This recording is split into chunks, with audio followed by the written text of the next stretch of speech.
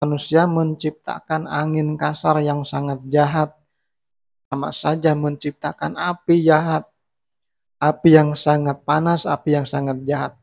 Suatu kunci pada diri masing-masing, kemudian deteksi akan menjadi paku buana, menjadi atau pilar jagat.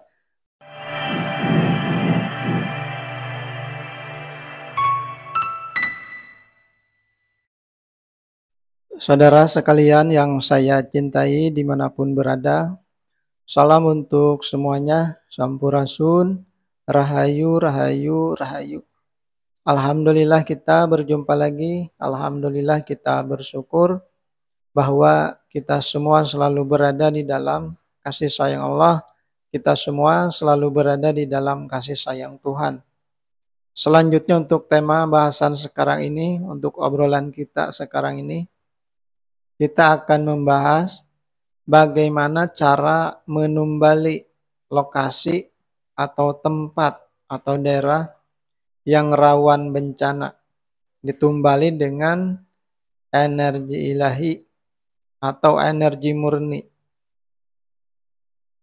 Yang dimaksud menumbali lokasi yang rawan bencana dengan energi ilahi, energi murni, di dalam bahasan ini adalah bukan berarti memberikan, mempersembahkan tumbal atau mempersembahkan sajen, disimpan atau diletakkan di tempat atau di lokasi yang rawan bencana.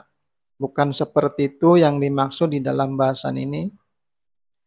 Yang dimaksud menumbali lokasi yang rawan bencana dengan energi ilahi adalah membersihkan energi negatif yang ada di lokasi yang dimaksud. Kemudian menggantinya dengan energi ilahi, dengan energi murni, sehingga tempat tersebut terbebas daripada bahaya bencana alam atau bisa meminimalisir terjadinya bencana alam. Bencana alam adalah contohnya banjir, longsor, gempa bumi, bisa juga kebakaran hutan, bisa juga angin ribut, angin topan, bisa juga tsunami, gunung meletus, dan lain-lainnya. Kemudian bagaimana bisa terjadi bencana alam pada alam ini? Ada beberapa penyebabnya, beberapa faktor. Yang ke satu bisa saja karena struktur tanah pada lokasi tertentu adalah tidak stabil sehingga mudah bergerak. Yang kedua bisa saja karena lokasi geografis tempat yang dimaksud. Yang ketiga bisa terjadi bencana karena dan untuk manusia. Apa yang dimaksud karena manusia dan untuk manusia? Kita lihat salah satu ayat yang berbunyi sebagai berikut ini. Salah satu ayat di dalam Al-Quran. Telah nampak kerusakan di darat dan di laut disebabkan oleh perbuatan tangan-tangan manusia. Allah, Tuhan menghendaki yang demikian supaya manusia merasakan akibat dari perbuatannya itu. Dan supaya manusia kembali ke jalan yang benar. Penyebab yang ketiga bencana pada alam ini, nah karena manusia, artinya karena perbuatan manusia. Dan Allah menghendaki terjadinya bencana karena dosa-dosa manusia. Nah supaya manusia, kata Allah, merasakan akibat dari perbuatannya. Selanjutnya supaya manusia atau untuk manusia kembali ke jalan yang benar.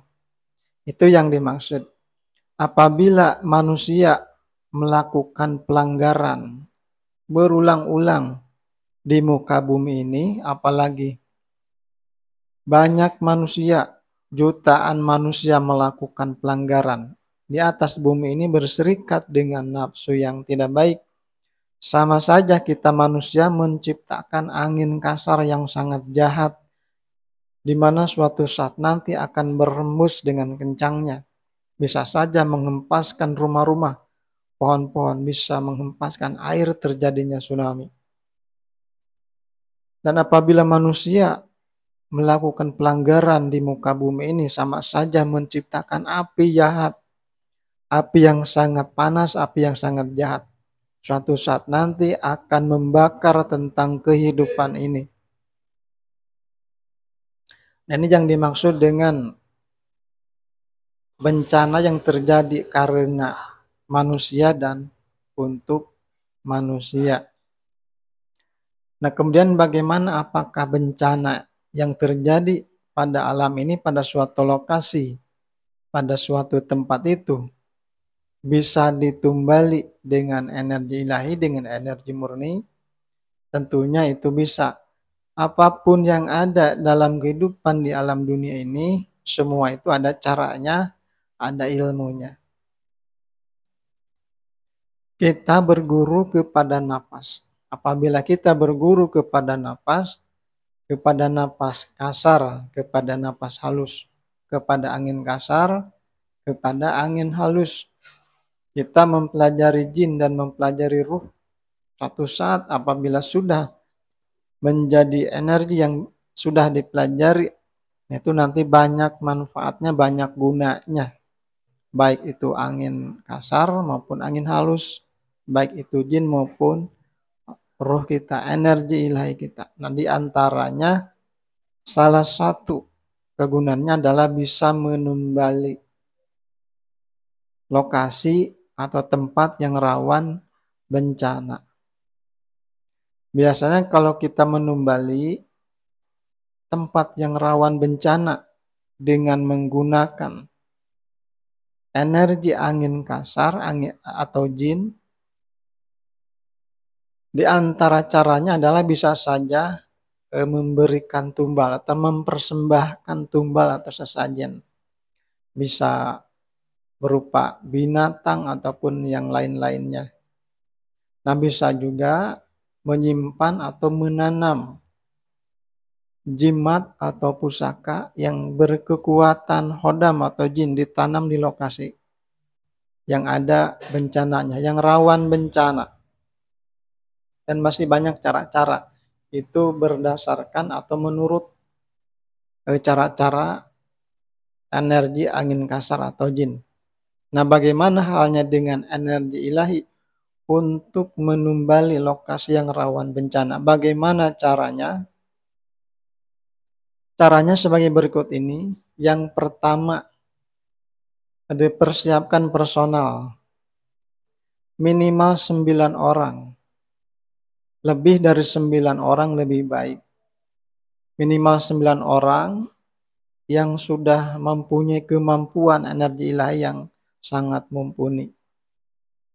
Mungkin kalau zaman dulu, zaman orang-orang soleh zaman dulu dan seterusnya ke sana, pada zaman Nabi, ataupun Rasul yang melakukan hal itu, mungkin cukup 1 orang saja. Nah, kalau untuk zaman sekarang, untuk ukuran kita ini minimal 9 orang yang sudah mempunyai kemampuan energi ilahi yang sangat tinggi. Nah, caranya 9 orang atau lebih itu datang ke tempat yang rawan, ke lokasi yang rawan bencana. Yang pertama, buka kunci pada diri masing-masing, kemudian deteksi. Kenapa di tempat ini rawan bencana? Apakah memang struktur alam yang labil? Apakah memang ada energi-energi negatif, ada angin kasar atau ada api di sana? Nah, deteksi. Nah, selanjutnya apabila ada angin kasar, apabila ada api, maka diambil dulu semuanya. Angin kasar atau api itu diambil dulu semuanya dan diantarkan terlebih dahulu ke alamnya, kepada habitatnya. Nah, setelah itu baru ditransfer energi ilahi. pada lokasi yang dimaksud. Nah, energi ilahi itu nanti menjadi paku, menjadi energi pada tempat yang dimaksud dan akan diterima dan menyatu dengan bumi. Kenapa demikian? Energi ilahi itu adalah perwujudan daripada kalimat suci atau kalimat tasbih. Bagaimana bumi dan langit dan semuanya yang ada di dalamnya. Nah, kita lihat dulu keterangannya. Langit yang tujuh, bumi, dan semua yang ada di dalamnya bertasbih kepada Allah. Tidak ada sesuatu pun, melainkan semuanya bertasbih memuji kepada Allah. Akan tetapi kamu tidak mengerti tasbih mereka. Sungguh Allah Maha Pengampun, Maha Penyantun. Jadi bumi itu adalah selalu bertasbih, selalu tunduk patuh kepada Tuhan.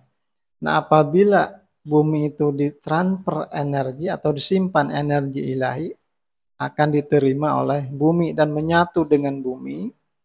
Nanti energi ilahi itu akan menjadi paku buana, menjadi atau pilar jagat.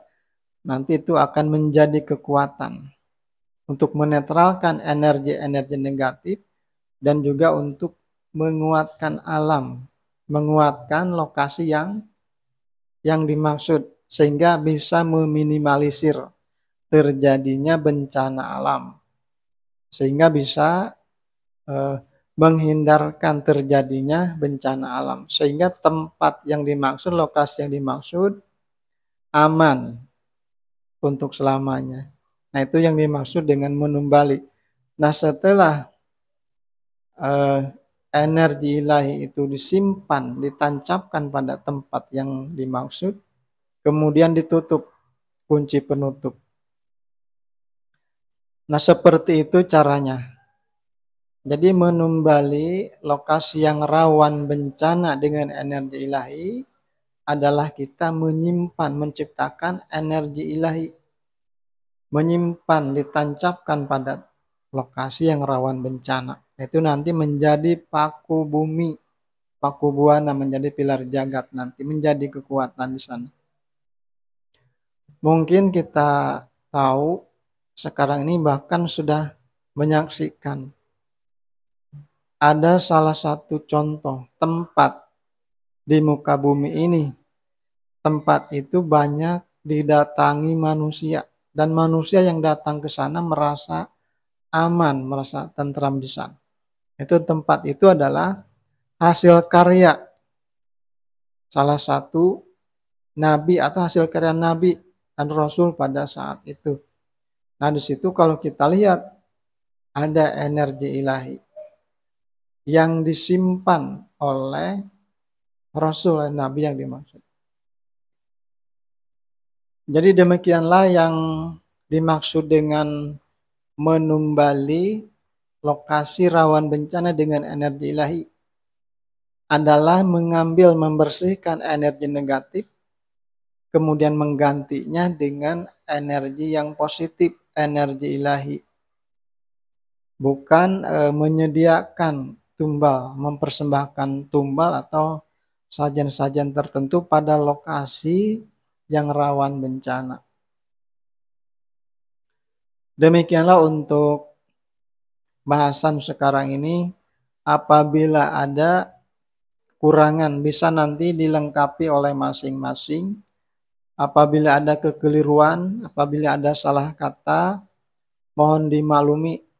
Semoga saja obrolan ini ada manfaatnya dan insya Allah kita kembali di dalam obrolan yang berikutnya, di dalam video yang berikutnya. Dan salam untuk kita semua.